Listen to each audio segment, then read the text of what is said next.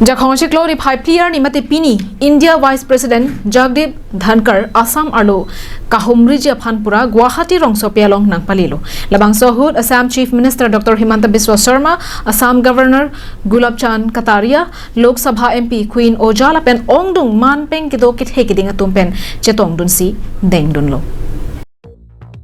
Vice President Jagdeep Dhankar Assam alongri along nang kahumri ponalong Jasemet akimang lake Assam lapen Central Government angbong ke claim rap ke dam rap ajakong ke pangtang pon lapen Assam angkang kaching thur abarmon lapuan so se ke pajapon thujia phan kabor ipon henlo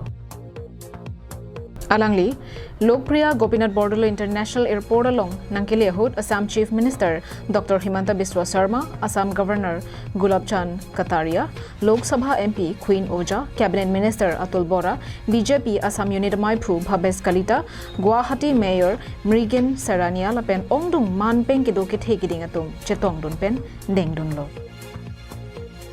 Labangso ng kahumri ponalong Vice President Hinpen kipali pon jiadim laki Guwahati rongso pialong kedo Ma Kamakhya Temple adun thulake Indian Institute of Technology Guwahati along hinia jai mek along lapen